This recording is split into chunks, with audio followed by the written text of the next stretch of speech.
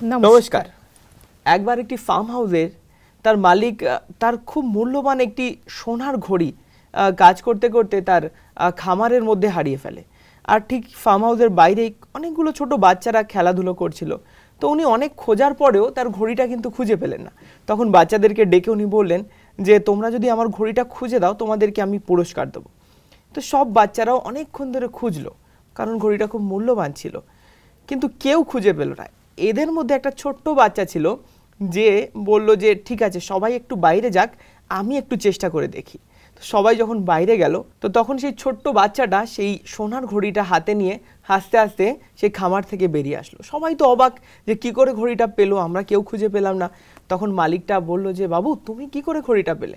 বলে খুব সহজ ব্যাপার, আমি খুব শান্ত হয়ে গিয়ে বসেছিলাম, আর যেই আমি শান্ত হয়ে 5 মিনিট বসেছিলাম, সঙ্গে সঙ্গে আমি টিক টিক টিক ঘড়ির আওয়াজটা আমি শুনতে পাচ্ছিলাম। তো খুব সহজেই আমি ঘড়িটা কিন্তু খুঁজে পেয়েছিলাম। অর্থাৎ দেখুন, আমরা যখন শান্ত থাকি তখনই কিন্তু আমরা যে কোনো সমস্যাকে খুব সহজেই সমাধান করতে পারি। তাই একদম তাই। আর এর থেকে বোঝা যেতে পারছে যে শান্ত থাকা মানে শুধু চুপ করে বসে থাকা নয়, কিন্তু শান্ত থাকা মানে একাগ্রচিত্ত হওয়া, শান্ত থাকা মানে নিজের মননকে স্থির করে সঠিক ডিসিশনটা নির্বাচন করা। আর এই নির্বাচনের ক্ষেত্রেই আমাদের বেশিরভাগ সময় অসুবিধা হয়ে থাকে, কারণ আমরা মনে করি চুপ করে শান্ত হয়ে বসে থাকলে হয়তো আমরা ডিস্টার্বড হব, কিন্তু তা নয়।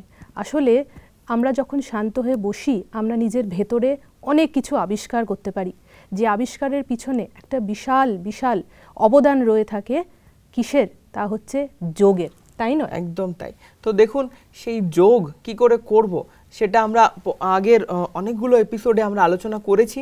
আজকেও আমাদের মাঝে যে অতিথিদেরকে আমরা পেয়েছি, তারাও এই যোগে হস্তসিদ্ধ। শুরুতেই আমরা আমাদের অতিথিগণকে আমাদের স্টুডিওতে স্বাগত জানাব।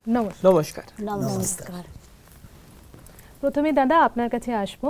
আপনার নাম, আপনি পেশায় কি করেন আর কোথায় থেকে আসছেন? আমি রতনচন্দ্র মহাপাত্র। আচ্ছা। আমার বাড়ি বালিচক। আচ্ছা। আমি একজন অবসরপ্রাপ্ত প্রধান শিক্ষক ছিলাম। মাতাজি, আপনি কি করেন? আমি হাউসওয়াইফ। আচ্ছা। আমি দীপ্তি মহাপাত্র। আর আমরা আমাদের মাঝে আমাদের দিদিকেও পেয়েছি। তো দিদির থেকে দিদির একটু সংক্ষিপ্ত পরিচয় আমরা নিয়ে নেব। আমার নাম ব্রহ্মা কুমারী জ্যোতি।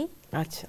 আমি 2002 সালে কলেজে পড়তে পড়তে আমি মেদিনীপুর সেন্টার থেকে কোর্স করেছি। আচ্ছা। আর 2011 সাল থেকে আমি এই ঈশ্বরীয় যোগ্যতে সমর্পিত জীবন যাপন করছি। আপনার কাছে আসবো। শুনলাম আপনি নাকি অবসরপ্রাপ্ত শিক্ষক। ধরুন, এই যে শিক্ষকতা, ছাত্রদের তৈরি করা, এখানে তো মননের বা ফোকাস বা কনসেন্ট্রেশন যাকে আমরা বলি প্রচণ্ড দরকার হয় একজন শিক্ষকের, যাতে সেটাতে ছাত্রদের মধ্যেও তৈরি করতে পারে। একদম। আমি ছাত্রদের সবসময় বলতাম যে তোমরা যে কোনো সময় পড়ার আগে 5 মিনিট যোগে থাকবে। আচ্ছা। নীরবতা থাকবে, তারপর পড়াশোনা করবে। তারপর আমি বাবার জ্ঞান পেয়েছি তো অনেক পরেই, এখন রিসেন্ট। তখন থেকে আমার এটা ছিল। ছাত্ররা কিন্তু এটা খুব মানতো। এখনও ছাত্রদের সঙ্গে দেখা হলে তারা বলে, স্যার আপনার সেই মন্ত্রটা খুব ভালো কাজে লাগে। এখনও আমরা সেইটাই বিশ্বাস করি। বাবার জ্ঞানে আসার পর তো নীরবতা আমাদের কাছে একবারে আমাদের মনের সাথী হয়ে গেছে।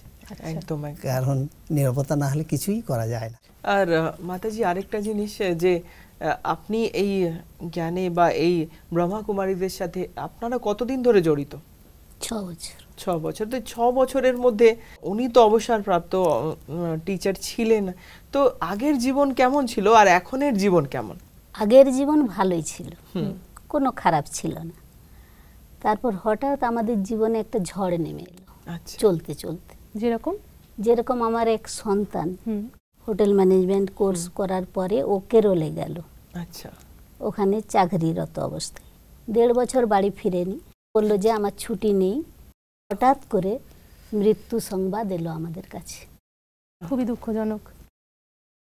তো তখন ভেবেছিলাম যেন পায়ের তলার মাটিও নেই, মাথার উপরে কোনো আকাশও নেই, এইরকম অবস্থা। একবারে যেন মাটির সঙ্গে মিশে যাব না কি করব, না মানে আমাদের মুখের সব ভাষাও হারিয়ে গেছে। কি করব খুঁজে পাচ্ছি না। তো আমি সারা জীবন পুজো পাঠ করেই কাটিয়েছি। তখন আমি ভাবলাম যে এতদিন পুজো পাঠ করে আমার কি হলো। আমার এই বাড়িতে এক সুন্দর কৃষ্ণের মন্দির আছে, সেখানে সব দিন জল, যদি বেলা 12টাও হয়ে যায় আমি জল না দিয়ে খেতাম না।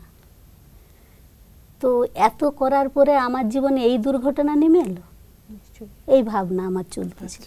খুব কষ্টের মধ্যে আমাদের দিন কাটছিল। হঠাৎ আমার লৌকিক ভাগনা, আমি বাবার কাছে কিন্তু ছুটে যাইনি, বাবা নিজে আমার কাছে এলো। হঠাৎ করে বলল যে এখানে একটা গীতা পাঠশালা হোক। তো আমি ভিতর কারো পারমিশন না নিই, আমি ভিতর থেকে যেন কে বললো আচ্ছা হোক। আমি জানতাম না যে গীতা পাঠশালা কি, বাবা কে, কিছুই জানতাম না। তো হঠাৎ করে এরকম বলার পরে যেমন শনিবার বলে গেল, সোমবার গীতা পাঠশালা আমার বাড়িতে হলো। তো আমি সত্যিই বলছি, আমি অনেক অনেক সুস্থ বা অনেক শক্তি ধারণ করছি মনের মধ্যে, যে একমাত্র সন্তান আমার যে হারিয়ে গেছে, আর আমি এখন হাজার হাজার সন্তানের মা। বাহ, কত সুন্দর একটা কথা। সত্যি আপনার এই দুঃখের ভাগিদার তো আমরা কখনোই হতে পারবো না, কিন্তু আপনি যে এই কথাটা বললেন যে এত হাজার হাজার সন্তান পেয়েছেন, সত্যি আমার মনে হচ্ছে যেন আমার মা স্বয়ং আমার সামনে বসে আছে। এবং আমি বিশ্বাস করি আমাদের যে দর্শক বন্ধু তাদের হৃদয় ছুঁয়ে যাবে এত সুন্দর আপনার অনুভূতি বা অনুভব। ঠিক তাই দিদি, আপনাকে যদি জিজ্ঞাসা করি, এই যে এরকম একটা অবসাদ, হঠাৎ করে নেমে আসা একটা ঝড়, এই যে যোগ বা এই জ্ঞান, এগুলো আমাদেরকে ফেস করতে বা সামনা করতে কি করে সাহায্য করে? যখন আমরা পরমাত্মাকে যখন চিনব, তার যখন পরিচয় পাব, পরিচয় পাওয়ার পরে যখন আমরা জানবো নতুন রূপে নিজেকে, হাসিতে খুশিতে আমি অতিবাহিত করতে পারি, যখন পরমাত্মাকে সাথী রূপে রাখবো।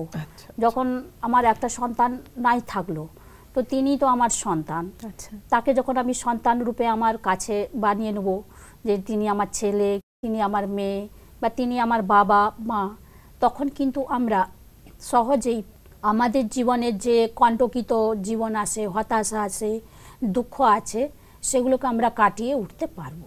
খুব সুন্দর। এখান থেকেই নিয়ে নেব যে দিদি বলছেন যে আমরা পরমাত্মার সাথে সকল প্রকারের সম্পর্ক জুড়তে পারি।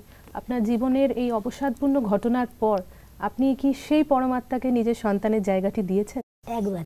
তো আমি প্রতিদিন ব্রহ্ম মুহূর্তে 3:30টায় উঠি। আচ্ছা। উঠে বাবার কাছে বসি, বসে আগে আমার অনেক প্রশ্ন আসতো যে বাবা আমাদের জীবনে এরকম ঘটনা এলো কেন। আমি দেখতাম বাবা মুরলির মাধ্যমে, আর আমি আমার ছোট্ট একটি গীতা পাঠশালা আছে যেটার আমি ক্লাস নিজে করাই। আচ্ছা। প্রতিদিন মুরলি আমিই পাঠ করি। বাহ। তো আমি দেখেছি, আমি ভোরবেলা বাবাকে যে প্রশ্নটা করি, মুরলির মাধ্যমে আমাকে বাবা সেই প্রশ্নের উত্তর দেয়। আর সারাদিন আমার কর্ম, বাবার রান্না করব, বাবাই আমার সন্তান, বাবাকে ভোগ লাগাবো, বাবার জন্য এটা বানাবো, বাবার জন্য সেটা আনবো, এই করতে করতে আমার সারাদিন কেটে যায়। বাহ, খুব সুন্দর। এটা তো অনেক বড় একটা ঝড়, একটা মায়ের কাছে তো অবশ্যই, একটা পিতার কাছেও, তার একটা ছেলে হারানো, আর আপনাদের একটাই ছেলে। তো আপনার উপরে এই জিনিসটার প্রভাব অবশ্যই খুব গহনভাবে তো পড়েছেই, কিন্তু তার থেকে আপনি কিভাবে মুক্ত হতে পেরেছেন? আমি তো বাবাকে নিজের ছেলে বলেই মনে করেছি। আচ্ছা। কারণ আমার যখন নিজের সন্তান চলে গেছে, তখন একমাত্র আমাদের সাথী এক পরম পিতা, তিনি আমাদের সব সময় দেখবেন, এখনো দেখে যাবেন এবং ভবিষ্যতেও দেখবেন, এই আশা আমার ছিল এবং আছে। সন্তান হিসেবে পরমাত্মার রূপটা কেমন আমাদের জানতে খুব ইচ্ছে করছে, যদি একটু বলেন। আপনি মা, আপনার কাছ থেকে আগে শুনে নেব কেমন তিনি সন্তান হিসেবে। আমি ভাবি যে বাবা তুমি আমার সন্তান হয়ে আমার সাথে সাথে থাকো। আমার অনুভব হয় যেন আমার সন্তান হয়ে আমার সাথে সাথেই আছে, সবসময় এরকম অনুভব হয়। বা অদূর ভবিষ্যতে আমাদের সঙ্গে তুমি আমার সব সময় পালনা দেবে আমার সাথে। তো আমার মনে হয় ভিতর থেকে বলে আমি আছি। আমি এখন দেখছি যে দেহধারীরা, আমি পাশের বাড়িতে দেখি কত সন্তান তার মাকে লাঞ্ছনা দিচ্ছে। তো আমি তখন বলি তার থেকে পরমপিতা পরমাত্মাকে যে সন্তান মেনেছি, এটা সব থেকে বড় জিনিস। কারণ আমি এটা জানি যে পরমপিতা পরমাত্মা কখনো দুঃখ দেবেন। নিশ্চয়ই, খুব সুন্দর, তাই না? মানে এর থেকে বড় উপমা হয়তো আমাদের জীবনে হতেই পারে না। সত্যি আপনি তো আমাদের কাছে একটা মানে নিদর্শন যে একটা মা এত বড় একটা দুঃখ পাওয়ার পর থেকে একটা মা আর বাবা তারা যে উঠে দাঁড়াতে পারে পেরেছে। না, দুনিয়াতে তো এত বড় দুঃখ পাওয়ার পরে মানুষজন ভেঙে অসুস্থ পড়ে। হয়ে যায়, ভেঙে পড়ে। তো আপনি তো অবসাদগ্রস্ত জীবন থেকে রিটায়ার্ড পারসন একজন, আপনার যদি কিছু এটা ছাড়া আরো কিছু যদি অনুভব বলেন। বাচ্চাকে হারিয়ে দেওয়ার পরেও বাবাকে যখন বাচ্চা বলে মনেকে মেনে নিয়েছি, তিনি সবসময় আমার সঙ্গী হয়ে আছেন এবং নিশ্চিত হতে পেরেছি এও একটা অনুভব আমার আছে। আচ্ছা, আমি 2020-তে মধুবনে এসেছিলাম। আচ্ছা, মধুবন থেকে যে ঘরে আমার মনে প্রশ্ন হয়েছিল যে বাবা নাকি আমাদের বাড়িতে বা পাঠশালায় নুমাসাম যোগের সময় আসেন, আচ্ছা, এই কি করে হয়, এত পাঠশালা দুনিয়ায় এখানে আসে, এই প্রশ্নটা আমার ছিল, প্রতিদিন হতো। একদিন সত্যি আমি যোগে আছি, আমার স্ত্রী যুগল সে মুরলি পড়ছে, কিছুটা পড়ার পর আমি ধ্যানস্থ হয়ে গেছি। যেন মনে হচ্ছে যে বাবা আমার যুগলের পেছনে দাঁড়িয়ে রয়েছেন অব্যক্ত রূপে। আচ্ছা, মানে আপনি সেটা অনুভব করতে না, পারছেন। একবারে পরিষ্কার দেখতে পাচ্ছি, সাদা শরীর, আচ্ছা, একবারে অব্যক্ত রূপ। আমি কিন্তু বাবার অব্যক্ত রূপ তখন পর্যন্ত দেখিনি। অভূতপূর্ব। হ্যাঁ, দেখলাম, দেখার পর চোখটা বুঝালাম আমি কি সত্যি দেখছি, এরকম প্রশ্ন মনে আসছে। আবার চোখ বন্ধ করার পর আবার চোখ খুলে দেখছি, আবার মনে হয় ব্রহ্মা বাবা পদ্মাসনে বসে যোগে রয়েছেন। আচ্ছা, এই অলৌকিক দৃশ্য দেখার পর আমি একেবারে নিশ্চিত যে আমার বাবা আমার সঙ্গেই আছে। ওনাদের অনুভব শুনে আমি জানি না আমাদের দর্শকদেরও কিরকম ফিল হচ্ছে, আমার তো একদম গায়ে কাটা দিয়ে উঠছে। তো দিদি, সত্যিকারের যে ঈশ্বরকে আপনারা যাকে ভগবান মনে করেন বা যার শরীরে ভগবান আসেন বলছেন, সে ব্রহ্মা বাবা, তো সত্যি কি উনি আমাদের সাথে বা ওনাদের সাথে সবসময় থাকেন? হ্যাঁ, আমাদের সাথে পরমাত্মা বলেছেন যে আমি সবসময় তোমাদের সাথেই আছি, তোমরা যদি আমাকে স্মরণ করো। যে এই যে বুদ্ধিযোগ তার সাথে আমরা কানেকশন করছি, তখন আমরা তার স্মরণ করতে পারি। আমি একটা বরদানও আমি দেখেছি, যে বাবা বলেছেন যে তুমি যদি আমাকে স্মরণ করো তাহলে আমি যে তোমাকে টাচ করছি এটা তুমি অনুভব করবে। আচ্ছা, আচ্ছা, আচ্ছা। মানে ঈশ্বর আমাদের প্রতিনিয়ত বরদানও দিয়ে থাকে। হ্যাঁ, বরদান দেন। তার মানে তিনি আমাদের সবসময় সাথেই থাকেন।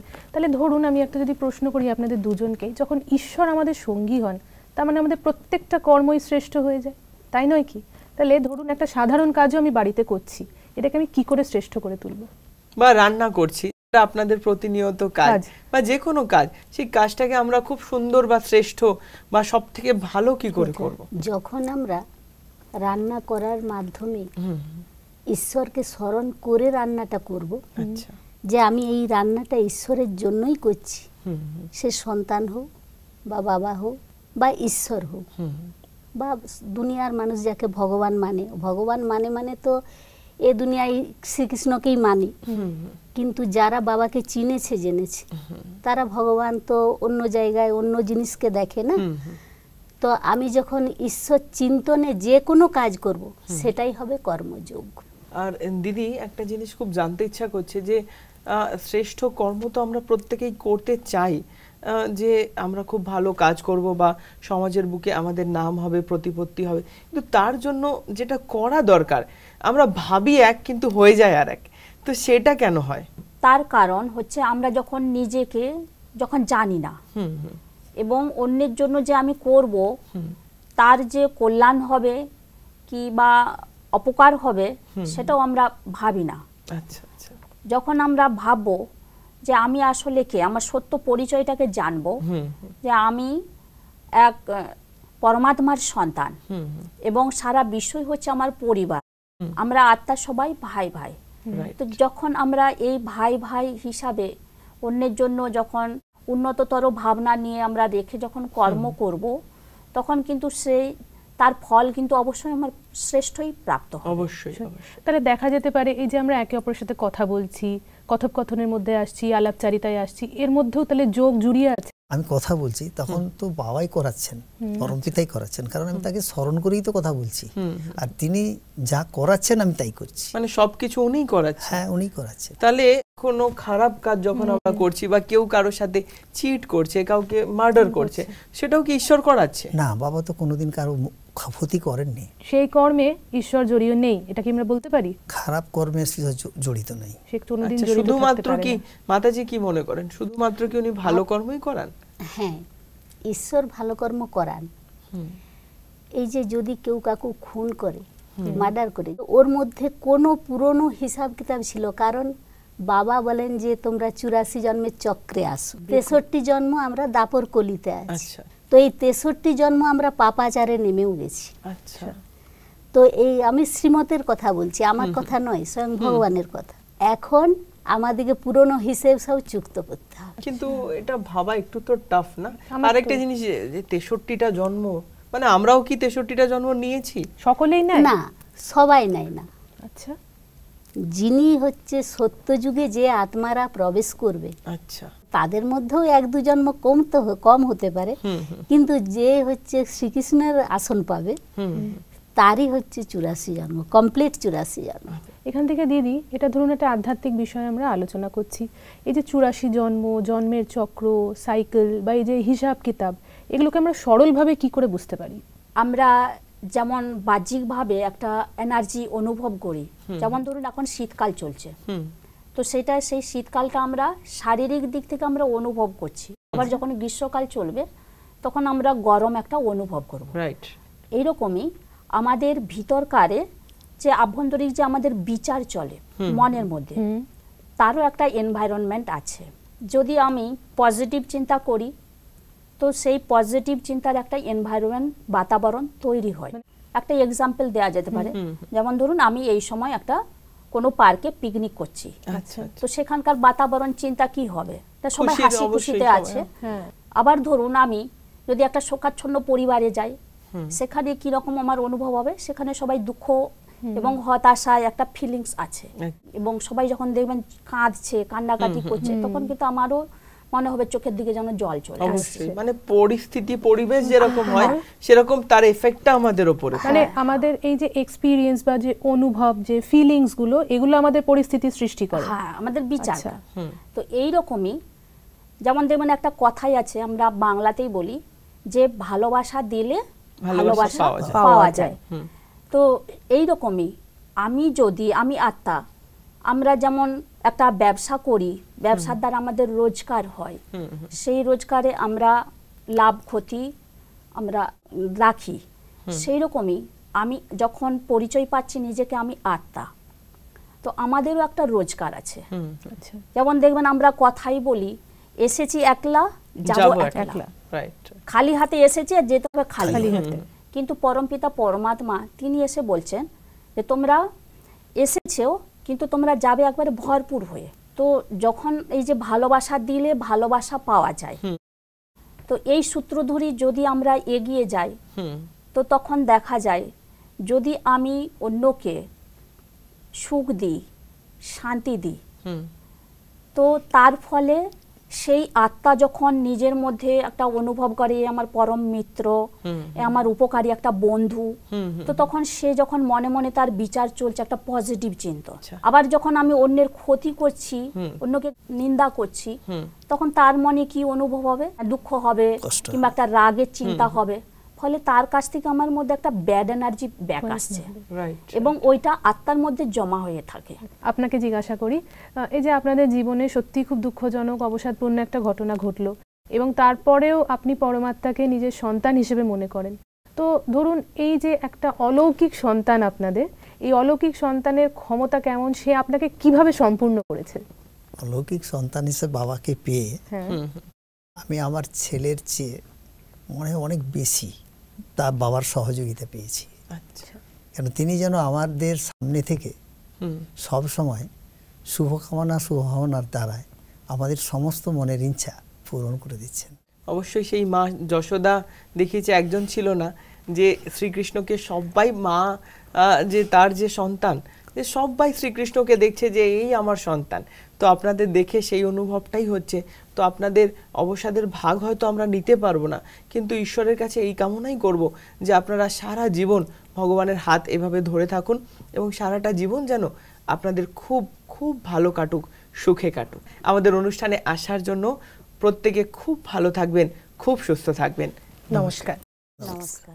আর আজকে আমরা এটাই জানতে পারলাম যে শ্রেষ্ঠ কর্ম শুধুমাত্র জপ তপ ইত্যাদি দিয়ে কখনোই হতে পারে না। একদম, এটা একটা যোগ, এবং এই যোগ আমাদের দৈনন্দিন জীবনে জড়িয়ে আছে, যা কিনা আমাদের নর্মাল কথোপকথনই আমরা অনুভব করতে পারি।